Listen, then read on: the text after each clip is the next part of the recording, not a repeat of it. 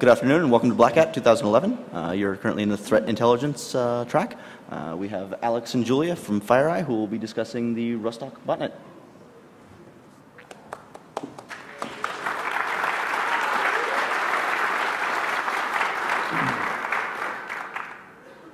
Okay. Good morning. Good afternoon, everybody. So just a really quick announcement besides filling out your feedback form. If any of you knew Len Sassman, there'll be a memorial Friday at DEF CON, Friday night in one of the Sky Talks rooms. So anyway, so Alex and I are going to tag team on this basically, and basically for the next hour or so, we're pretty much going to cover similar spam botnets and some of the history of Rustock, as well as the current takedown that Microsoft did earlier this year. So I guess Alex will probably take over from this point. Sure. So I'm going to get started. So my name's Alex. I'm with FireEye. Wow, these mics work pretty well. And if you need a laser pointer. Sure.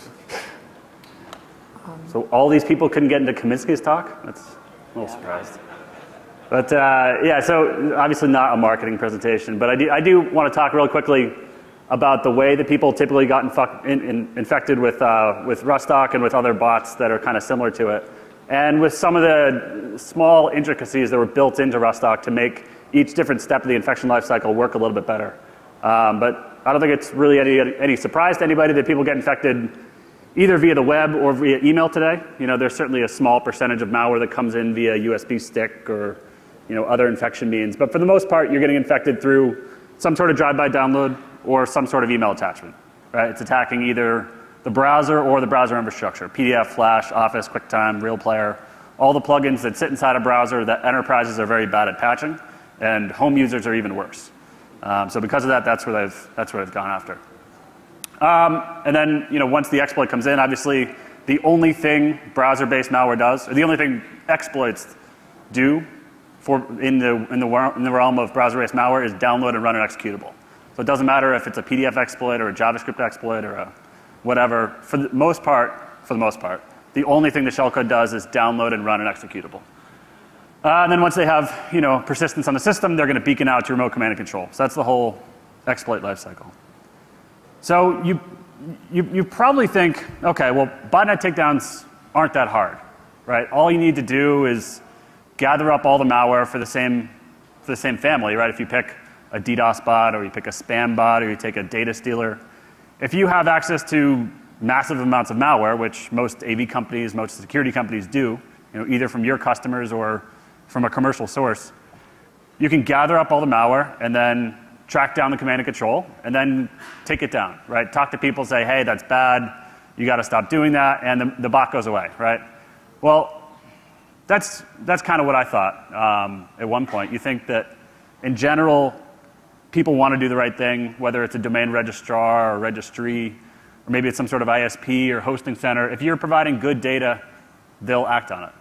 And that's true in the US, which we can see in Rustock. But I want to show an example of Grum, which is another top 3 spam bot that I tried to take down a couple of years ago, and it didn't work. And I'll talk about why it didn't work and actually the harm it created because I failed at taking it down. But Grum's a huge bot. Hundreds of thousands of nodes, sends billions of spams per day. Depending what stats you look at, what anti-spam vendor, whether it's Ironport or whether it's Symantec or whoever it is, everyone has kind of a different way of measuring spam, but it's always in the top couple spam bots worldwide. And just like Rustock, the command and control for Grum never changed.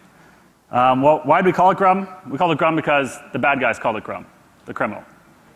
So in the actual downloader that pulled down the initial infection, he was calling it getgrum.php, which is why the whole industry calls it Grum.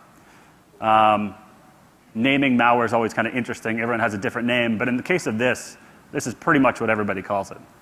So that's kind of how we started. We started tracking the downloads of this, because that's kind of how you have to do your research, right? You can't reverse engineer something you don't have. So you figure out the characteristics it's using to pull down the malware, and you gather up, hundreds or preferably thousands or tens of thousands of samples of the malware, and you start running it. Right? So when we started running Grum, this was in like 2009.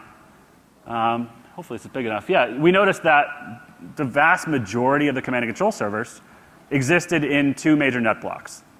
But then when you dig deeper those net blocks, when you look at routing charts, you look at advertisements or whatever, you saw that those prefixes were only being advertised by one data center. And that was this data center called SteepHost. And these guys still exist. So this is naive me. This is a couple years ago me. I said, OK, well, you know, I know exactly where the command and control is. It's obviously one group supporting this botnet, right? I should be able to turn this over to all their upstream providers or to the data center or to whoever, and they'll take it down, right? Well, they don't. They don't. So I put on my FireEye hat, and I sent this nice official email, and I sent them all the Grum stuff. You know, I sent them all the information about. Yeah. I sent them all the information about that specific box. It was really evident that all this was there. But they also were hosting, you know, generic malware. They were hosting, you know, link crawlers that were doing like forum spam. They were hosting, you know, all that chat. So I wrote this really nice Word doc, and I sent it to their upstream provider, data group or something like that. And I got no response back. Well, so I took it, and then I sent it to data group's upstream provider, Global Crossing. And I got a little bit of a response. And they said, oh, thank you very much for your automated abuse report. Someone will take advantage, or someone will take note of this. So they took a few of the IPs, and they put in /23 null routes. It wasn't on the whole subnet. It was just on a very selective number of the IPs. And that basically made it so that if you're going through that route, you weren't going to be able to get to it. So you can see that I just incremented the IP by 1 in the trace route, and I was able to get to it, right? So just very, you know, specific null routes.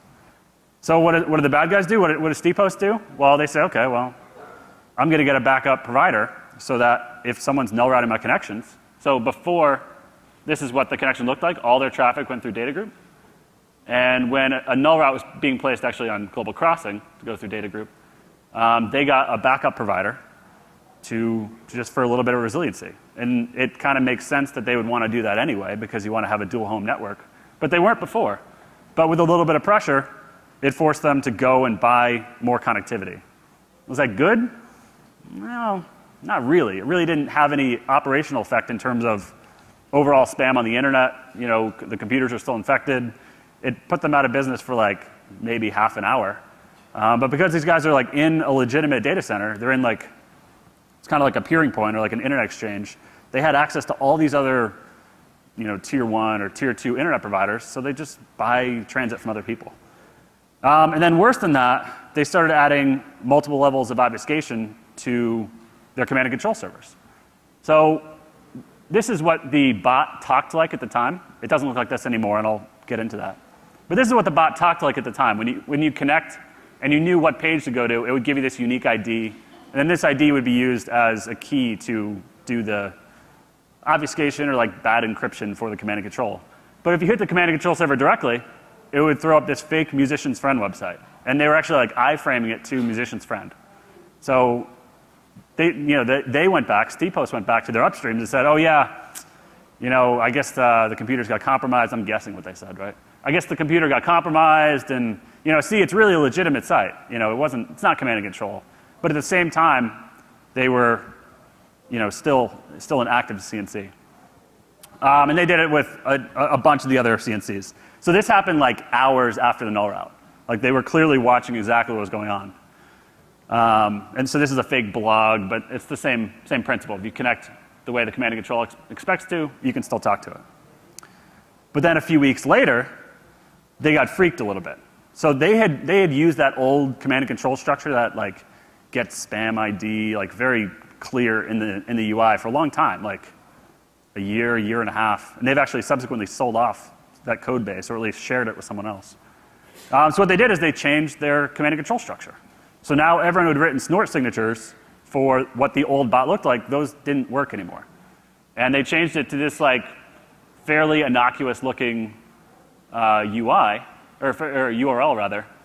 And they started embedding the command and control inside the user agent field. So all those snort signatures just didn't work anymore. And the bot was still up. So was this successful? no, it was like a pretty big failure, right?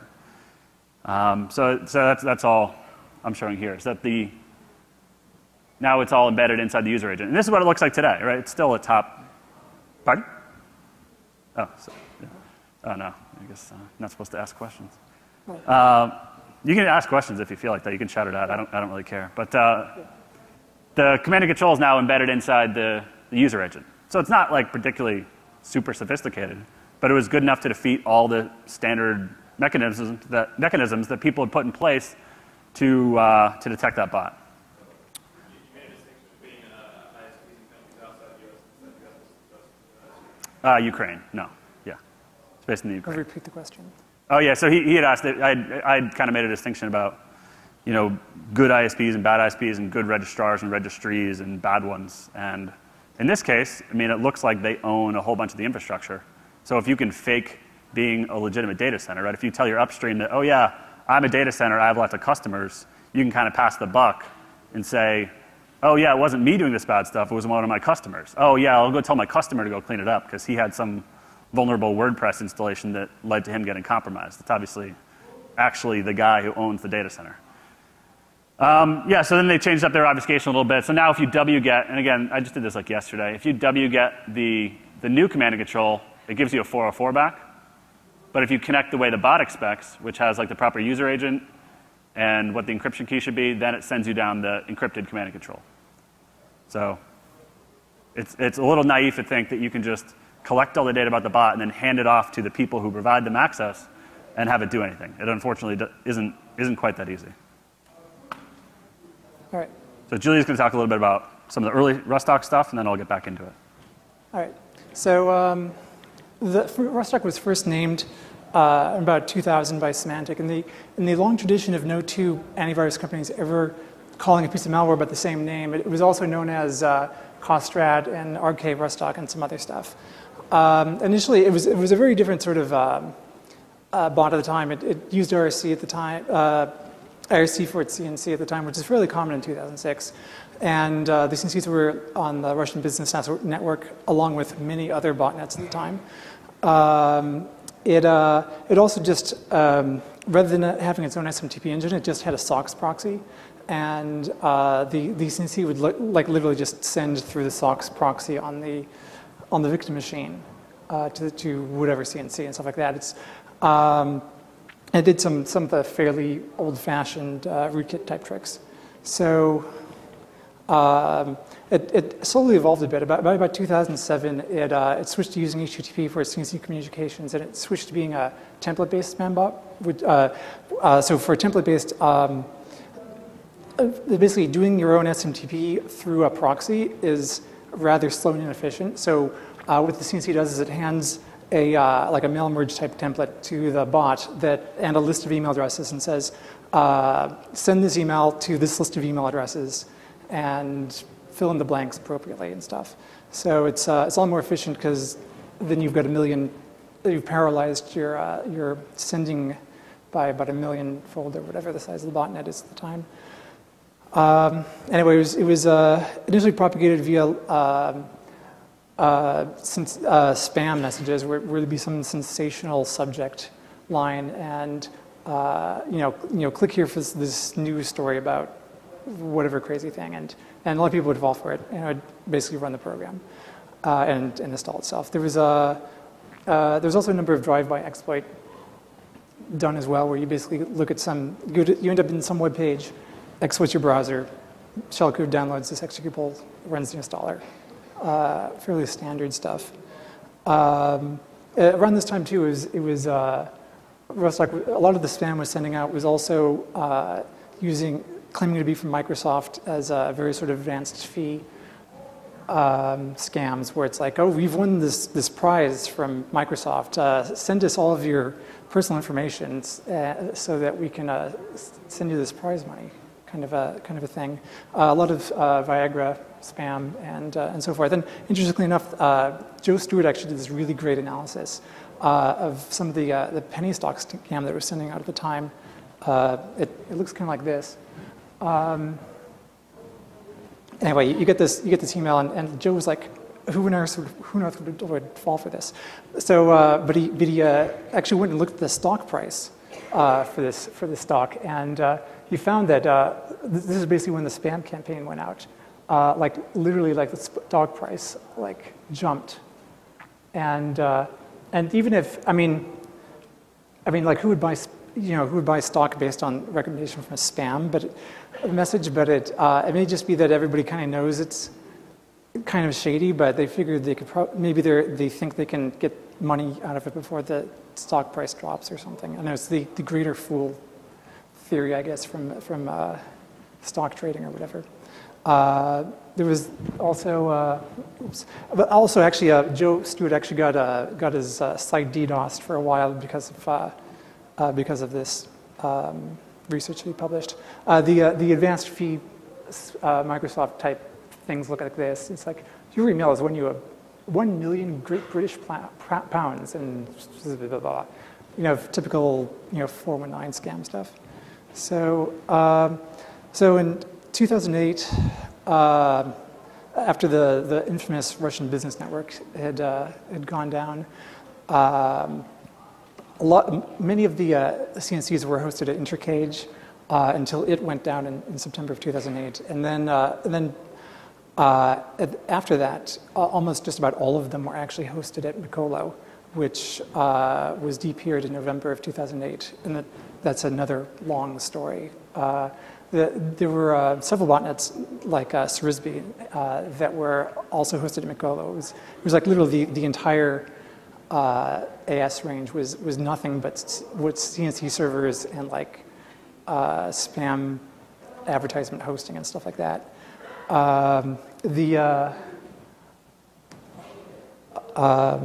So yeah, we ended up actually we took this opportunity to actually hijack the Srisby botnet and permanently shut it down, but we didn't quite get it all done for Rustock.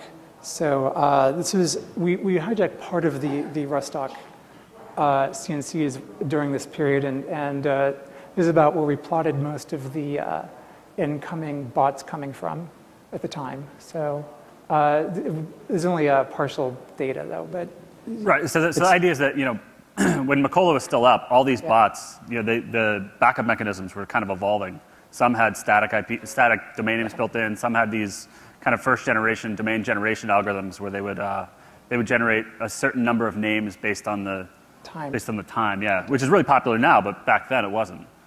So what we found was that when the Rustock command and control servers went down, they had a bunch of backup names that weren't registered. So all we did was just register them very quickly.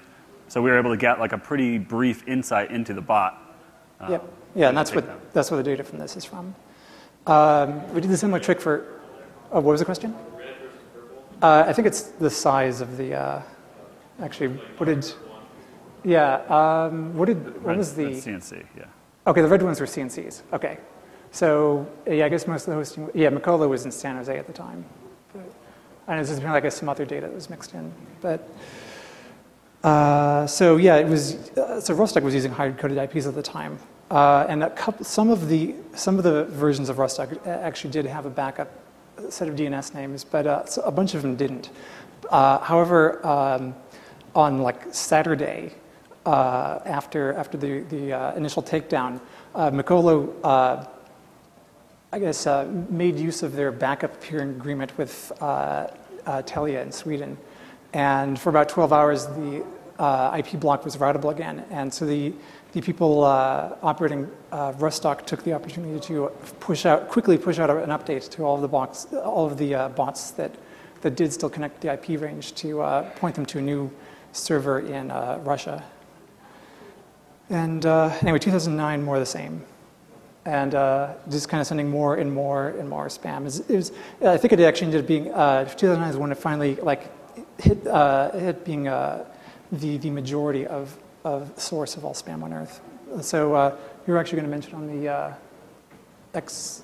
encryption stuff. Yeah. So the Aurora, which I'm sure everybody has heard about and was wildly overmarketed in 2009 and certainly continues to be overmarketed. What was interesting about that attack was that it used something that wasn't next gen then, but it was certainly not used very widely. And that was using some sort of encryption, really obfuscation, built into the initial shellcode, so that when the shellcode executes and it calls URL download file A or URL download cache file W or something, it pulls down a file, and that file is obfuscated. So this is the first stage downloader. This isn't like an exe that exists and it's going to pull down over SSL. This is basic obfuscation that's built into the shellcode, so that when it brings down the exe, it's encrypted. And the only reason you would ever do this is to defeat some sort of network-based device that's generically watching for like a PE header, right? Looking for MZ, extracting to the end of the TCP flow, and then reconstructing it. That's really the only reason you'd do this on the network layer, because to the host, it's going to get reconstituted to an executable, just as if it was downloaded directly. So Aurora did this 2 years ago. And unfortunately, It was not the first. yeah, it was definitely not the first time, Yeah. but it wasn't very widely used. You know, the concept was around, but really only in targeted attacks. But now what you see is essentially Rustock doing the exact same thing, which I'll talk about in a sec. But you know, a few years ago, in like the Macolo days, the pay per install infrastructure was really just kind of coming up to speed. Again, it existed, but it wasn't as prevalent as it is today. And Rustock was distributed almost entirely through the pay per install mechanism. So the initial shellcode executes, it downloads a file, and all that file does is go and download other files. Right? That executable doesn't have any real functionality built into it, except to go and download other files. So from a dynamic perspective, from an analysis perspective, these downloaders have been really effective because they're not doing heuristically strange things to the desktop.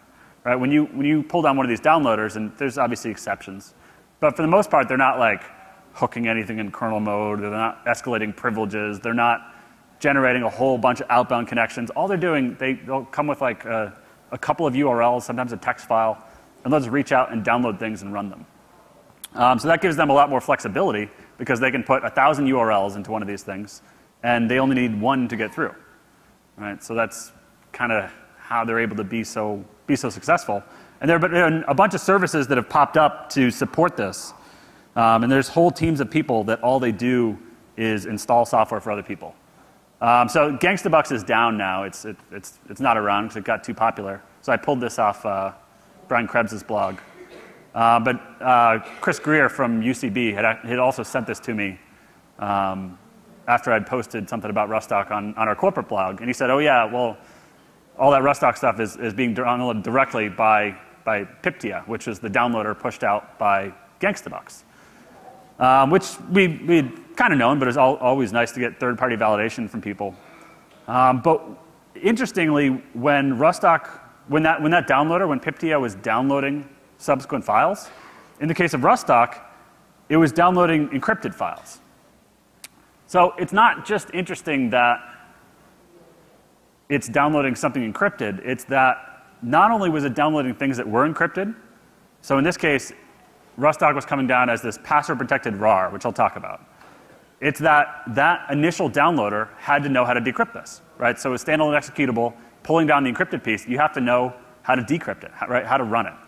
You know, and you might see a fake JPEG header, so it knows, okay, skip the first 200 bytes and then extract it. Or it could be some binary blob and it say XORs it by 55 and skip null bytes. Or, you know, there's a whole bunch of different obfuscation techniques. But that initial executable is downloading Rustock, encrypted. But it was also downloading a whole bunch of other stuff, like gbot and like other fake AV and other things that were built into the very same downloader executable, which kind of makes a connection between Rustock and some of this other crap that they were actually pushing out, like fake AV software. So just the connections you can draw between what was built into some of those downloaders and some of the malware families they were fetching are interesting. But anyway, I talked about how it pulls down this fake RAR file. They did something interesting on the downloaded file, which would never be seen by a human, right? If you're on a desktop, you're never going to see this stuff coming down. This is only to defeat other network-based people. So network-based tools that are watching for executables, or in this case, they're watching for RAR files, they would see this, and what they're trying to do is throw them off the trail. So they'd actually call this RAR file, which was like 2 steps into the infection process. my backup 21 or my photos or photo 21 or backup.rar, they would name the RAR files something completely innocuous. So if you were a network guy, like if you were an analyst at some big company or you just were watching network data, watching for statistically interesting things or heuristically interesting things, if you see this RAR file come down, and let's even say you extract it, right? You extract this file called my backup 21, and you try to open it, and it ends up being password protected. So it's not just that you would think, oh, you know, that's, well, I can't tell what it is. You're probably going to go in the opposite direction. You're probably going to say, okay, well, it's completely reasonable that someone password protects their RAR file, even though RARs are maybe a little weird. They password protect their RAR file if it's called my backups. So they think in the other direction, like, oh yeah, it's probably legit. I'm probably not going to look into this. So the only reason you would have built that type of obfuscation into it is if you were trying to throw off network-based analysts. So anyway, so yeah, like I was saying, if you grab one of these RAR files and try and just even look at the metadata in it, you know, you prompt for a password and nothing will ever work. One of the interesting features about the RAR file format is that it's a solid archive where all of the metadata is basically included with the compressed data and also encrypted all at once. So RAR doesn't actually, the only way RAR knows that it's actually a RAR file is by looking at the initial header and then just kind of trying passwords and stuff like that, or trying to see if the CRC will work after decryption. So this is one of the actual Rustock samples as the update came down encrypted. As you can see, it's got a regular RAR header and then white noise. When you actually decode it, it ends up looking like this. It's a regular Windows, this kernel device driver. And the crypto they used was it's fairly simplistic. The key is actually stored in the file, which is actually not that uncommon for a lot of these homemade crypto algorithms. Basically, it's a 4-byte key, and you do some math on it. Basically, you add it with a constant, and then you just take the least significant byte of the key and XOR it with the least significant byte of the encoded data, and that's your output byte. And then basically the 4-byte key is just permutated in various ways to essentially get the next byte for the stream. Anyway, so I think that was about 2009, I guess. So in 2010, the other interesting developments were that Rustock seemed to have gone on vacation over Christmas, and nobody exactly knows why.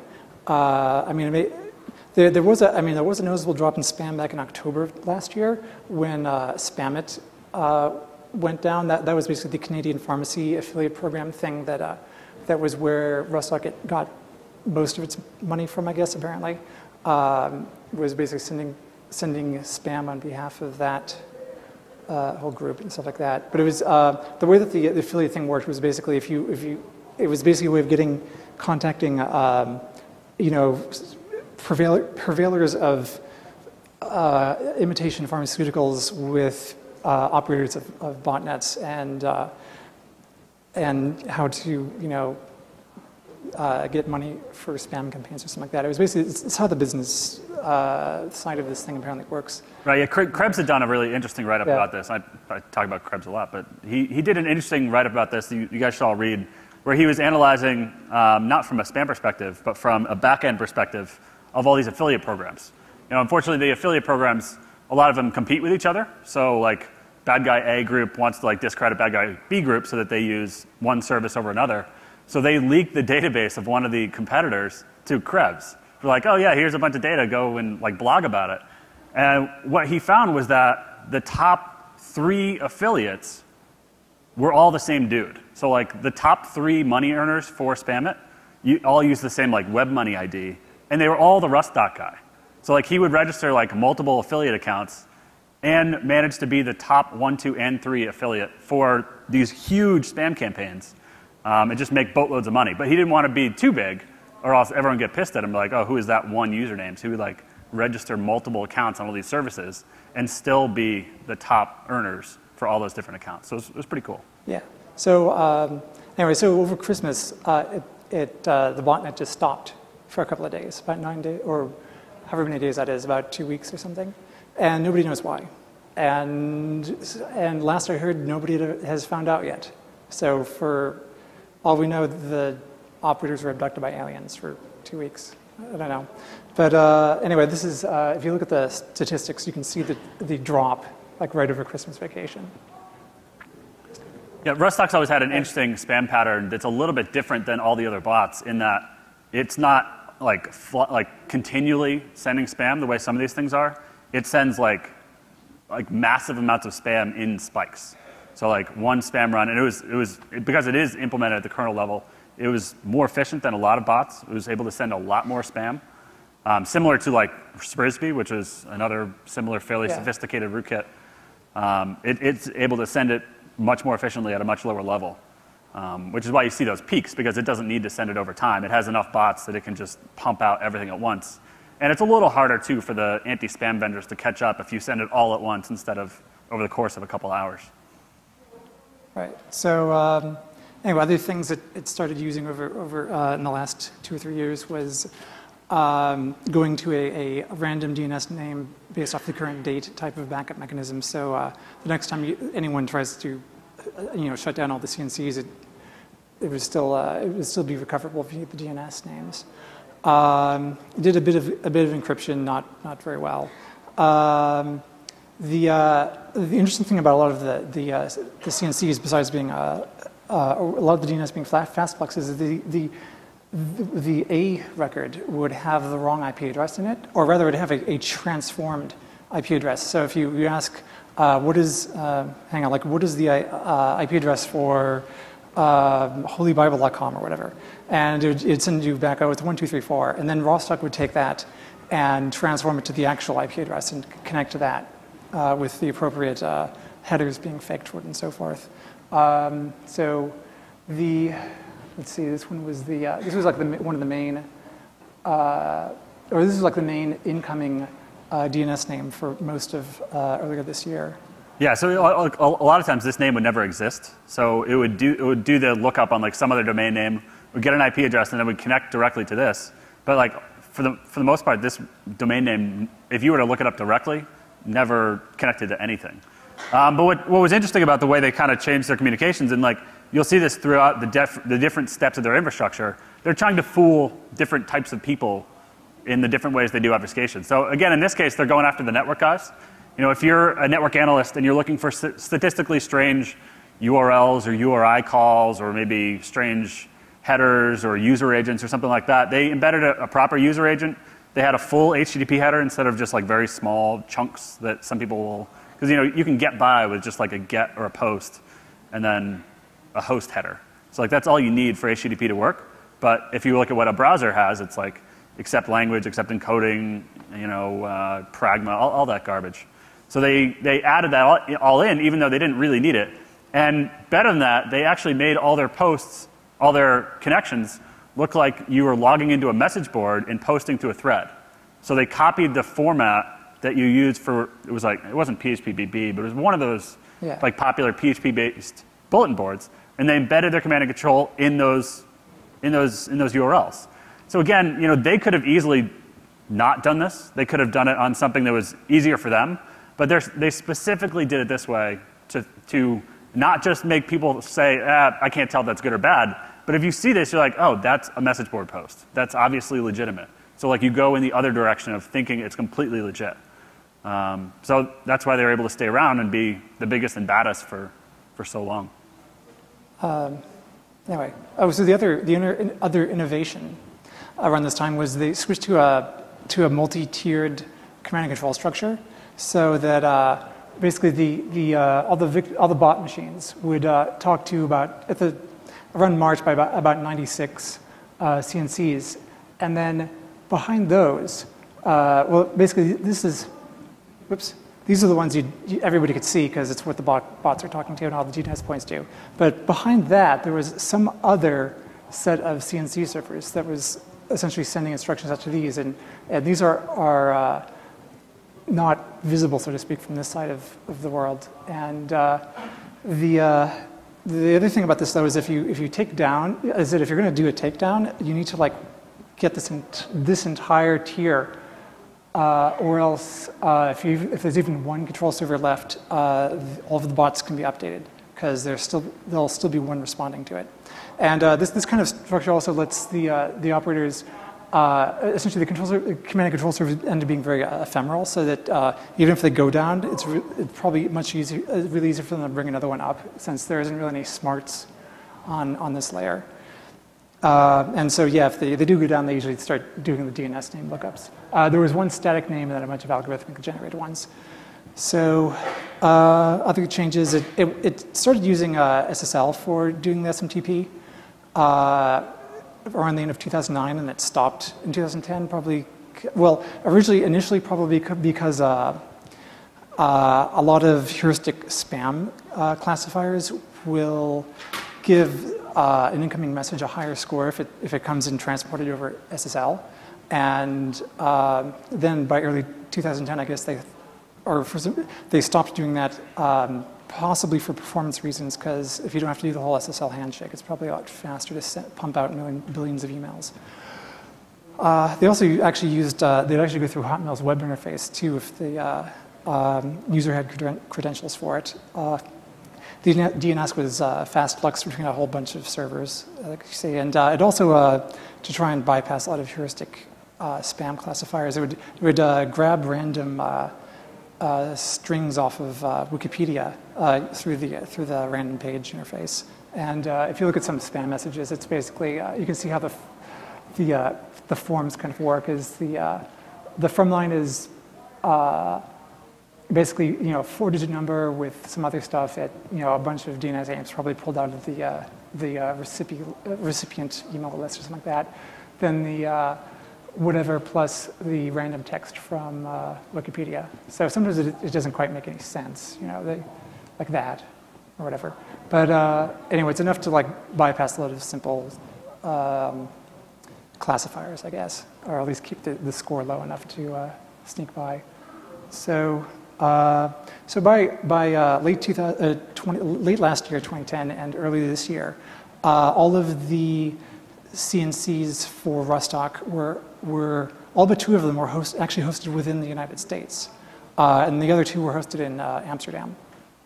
And you know, like places like in Kansas or Missouri and no, Kansas, and there's some down, you know, Bay Area and so forth. Went down in Texas, or a couple down in Texas actually. There's about, what was it, 9 hosting providers, I think it was. 6 or 7, something like that. Yeah, but you know, the key is that, again, like if you go back to the old days, like you can really see Rustock evolve throughout the years as kind of the security community has evolved and how security tools in general have evolved. You know, it went from, you know, IRC communication to hard-coded IPs for command and control to this random domain generation, and now they're using network-based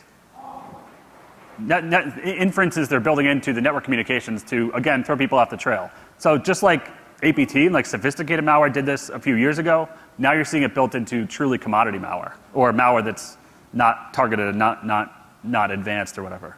So like in the old days, and today certainly, if you get hit by APT, the first hop isn't going to China, right? It's going to a server in some nondescript place in the US. Maybe it beacons one more time, and then it goes back to China. Well, spam bots are starting to do that too, right? So they pick servers in possibly the most, I don't want to say nondescript, but the only thing I can think of is like the Saturday Night Live routine with Vice President Biden when he talks about Scranton, Pennsylvania.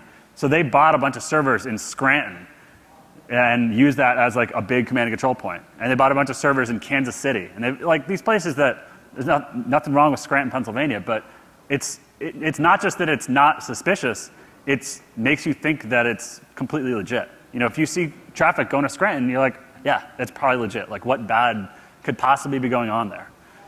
So just really, I don't know, you see like they built so many things into it that make you think it's legit instead of doing it the easy. It's like, yeah, somebody's posting a message to holybible.com hosted in Scranton. Yeah, Holy Bible in Kansas City.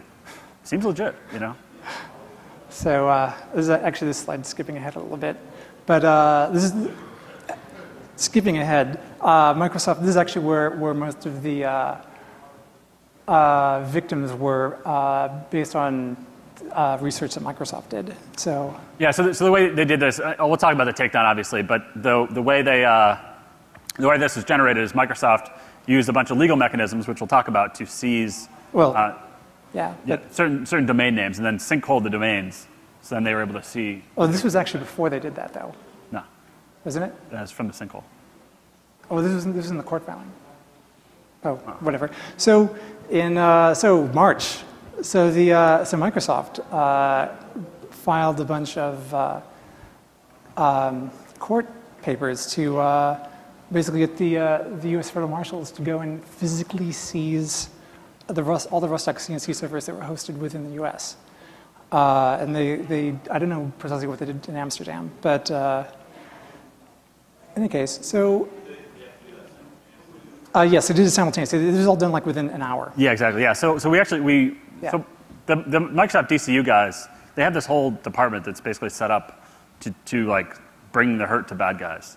And they kind of approached us and they said, what do you think? Not just it would be able to be taken down, but is causing a lot of harm to our customers. And from where we stand, we make a product that detects malware. Rustock was like not just the most prevalent, but it was causing like a very easily measurable amount of harm on the internet. Like if you go after like a banking Trojan or like a DDoS bot, it's sometimes hard to come up with a metric to figure out if it was actually successful. So when anybody wants to go after something, you want to measure success. So they said, what do you think you could provide us some intel on that would help us, both validate what they were seeing and from like a third-party security company perspective, just basically give us your input. So we put together a set of monitoring tools where we were feeding them all the command and control servers that we were seeing on a daily basis. And obviously they have their own research teams that are extremely bright, but they wanted some validation from someone not associated with Microsoft that what they were seeing was both right and it was the whole picture. Like what Julie was saying, if you take down, so they had like 96, I think, first level command and control servers. You miss one, they can very easily push out an update and really kind of screw a lot of the work that you did. So they came to us and they said, what do you think? Is Rustock something that you could help us with? And we said, yeah, absolutely. So they had us write up a declaration of the harm that we thought it was causing their customers and some of the, just generic badness we were seeing on the internet. So we did that and we filed it actually in February. And this should all be public. We filed it in February, and the judge said, well, what are you asking me to do? Like this is completely outside anything I've ever asked someone to do, because we're basically saying, hey, all these bad guys are doing bad things and all their servers in the US. But they're not really their servers. They're the servers, like if you think about the way a data center model works, that's typically either rented servers, it might be co-located, co-located where you physically ship a server to some third-party location and you're just buying transit. But you're basically asking the court to tell these third-party providers to turn over access to servers that they may or may not own. Like there's just a lot of like kind of strange mechanisms. So he said, come back in a few weeks and I'm going to reread this and I'm going to, make a judgment. So that's what happened in a little bit before this in March. The judge finally said, yep, okay, and there were some law enforcement people there, but we'll talk about the technical stuff. So, so the Microsoft's name for this was Operation B107, following a similar sort of methodology and naming scheme as Operation B49 last year, which took down Wolodeck. And in that case, they just took over the entire DNS infrastructure, essentially administrative control over the DNS names, and that was enough to basically redirect the botnet into to Microsoft sinkholes. But this isn't applicable for Rustock, obviously. Just one more quick note on that. So so most of those domains existed inside the .com and .name space, and it's not just that a registrar or a registry. So like, right, the way DNS works is you have registries that are responsible for ccTLDs and gTLDs, and then you have registrars who essentially resell those. and sometimes you have a shared model. But it's not that some of these registries, and in particular this one was in the US, it's not that they didn't want to help out, but it's that they weren't exactly sure whether they had the legal authority to help out. This is sort of the coordinated takedown is sort of a new model that security and the ISP community are sort of working on. But like what Julie's saying, in that case, the DNS infrastructure wasn't going to be enough because they had some IPs hard-coded, and you couldn't just take out the domain names, which is what happened in Walladac, and it's also what happened in MegaD, where we happen to have good relationships with other registrars, and they essentially just gave us the names, which was very nice of them. But that's the first, I think, legal mechanism that anyone's used to take domains. Right. Anyway, so legal counsel at Microsoft, Richard Bosovich, came up with this great idea for how to do this. And there's an interesting clause in the Lanham Trademark Act that I probably should have quoted here, that basically allows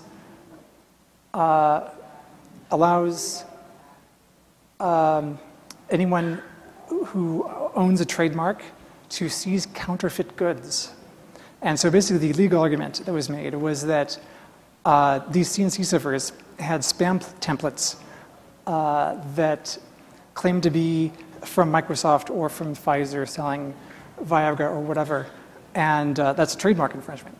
And they're selling counterfeit Viagra and whatnot and stuff like that. And so basically it's under the jurisdiction of this Trademark Act, and all of the CNCs are also within the U.S.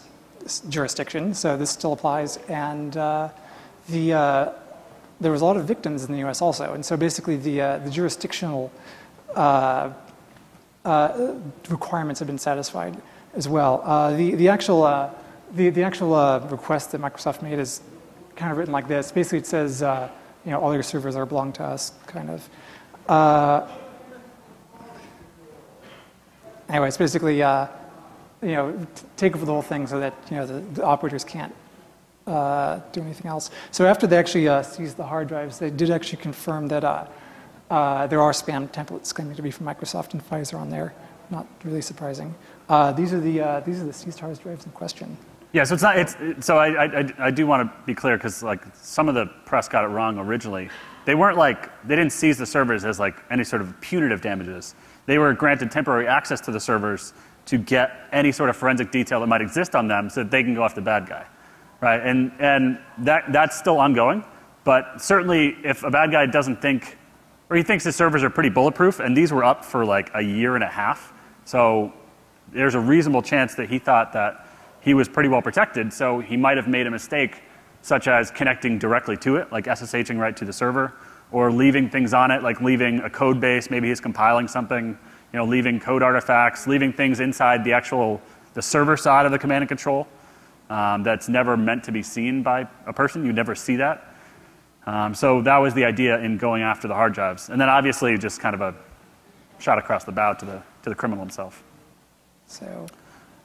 But when you do something like this, like you have to show damages, right? That's why I couldn't just sue. I couldn't do this myself, right? Because I can't show any damage from the spam. But there's a whole bunch of other damages that Microsoft is able to show other than trademark infringement. And they're kind of interesting ways. So one of them is the Hotmail service. So they didn't actually go out and calculate this, but there's a measurable loss in CPU power, in heating and cooling, because these spam bots were sending fraudulent mails to Hotmail addresses. So Hotmail had to deal with this anti-spam capacity. At one point, this is like 50% of spam on the internet. So this is not like a small amount of spam. So it's, Hotmail has all those problems, but if you think about a corporation, you're buying so you're a 10,000 person company, you have to buy Cisco IronPort anti-spam. You've got to buy more capacity than you actually would have needed if Rustock didn't exist. So there's very real damages that corporations could show against this. But more than that, what I think is the brand damage malware does to Microsoft. If you ask anybody who uses a Mac, except for maybe some of this community, but if you ask your parents or your friends, why do you use a Mac? Oh, well, Macs don't get malware. I don't get these problems. Well, they're not any the security is like a totally another thing. But the fact that malware is prevalent on Windows computers is like one of the major reasons, and it's the brand damage there is incredible from this type of malware. Yeah, and this was actually because I messed up when I was doing the slides earlier this morning.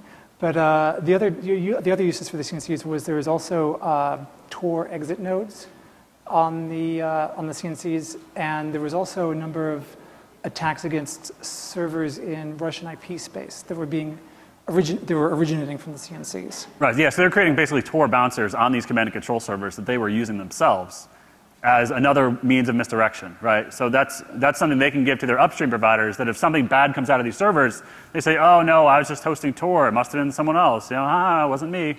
But they're really good at the different ways of misdirection. Right. So since March, there's kind of there's a couple of suspects that were pulled from the spambot database, actually, that was leaked. Cosma2k is apparently the handle, but the name behind it may or may not be Dmitry Sergeyev or one of these other ones, or Sergei Sergeyev, which is like John Johansson in English. It's a fairly common name too, so it's like sort of like going after somebody named John Smith. But funny thing, Brian Krebs did a bit of research on this, and one of the hosting providers he contacted, Brian Krebs contacted, and the operator of the botnet hadn't paid their hosting bill, and so the operator was happy to say who had purchased this hosting service, and there was it was basically a web money account that was a confirmed, verified one, which basically involves going to some physical office in somewhere in Russia and showing a picture ID, and the name associated with that was Vladimir Alexandrovich Shergin, and one of the funny things that Krebs discovered was the resume for one of these people. And there's some kind of really interesting things written in here. I mean, besides University of Belarus kind of stuff like that, but there's like right here in the middle, it says that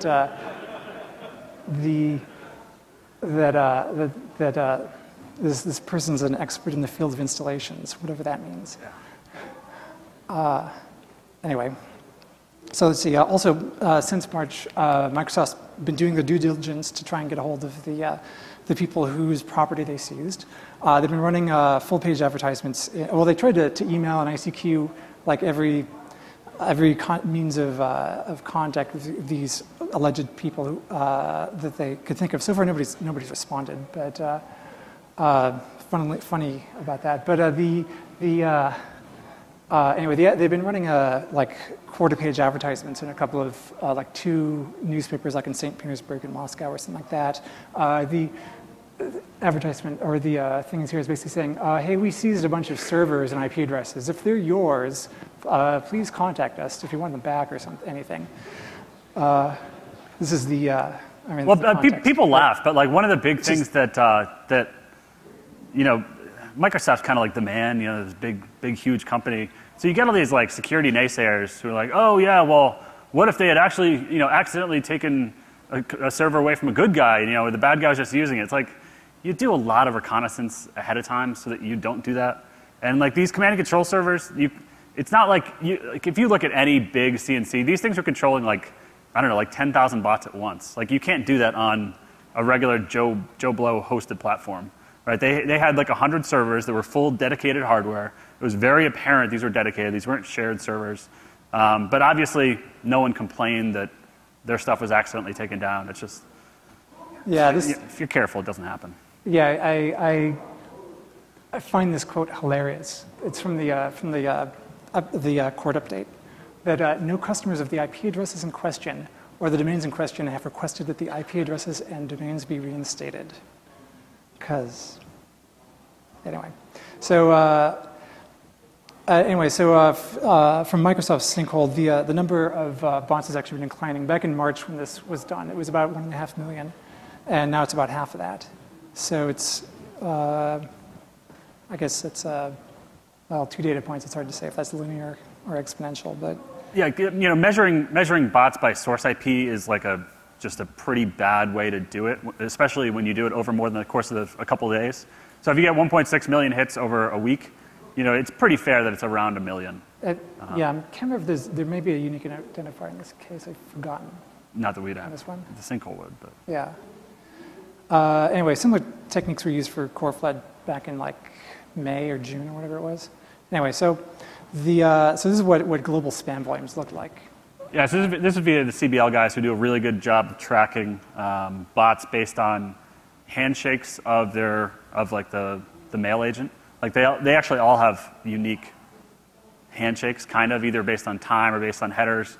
So the CBL guys, and I don't think it's public who they are, so I won't say who it is, but they do a really, really good job. And so they were tracking Rustock, and so the left is over 1 month and the right is over 1 week, and you just see it completely flatlines. It just stops, which is where the takedown happened. But the spam cop guys, who I think are owned by Cisco, that's what all the big green spikes are. And then when the spikes stopped, that's when the bot went down. So we think it was pretty successful because, I mean, spam is, you know, in general on a downward swing, especially direct to MX spam as opposed to spam via stolen accounts. But I don't know.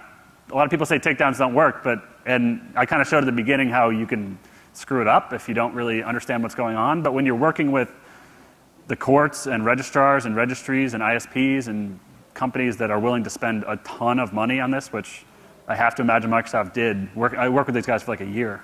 I can't imagine the number of billable hours they were charged. But it can work if you go at it the right way.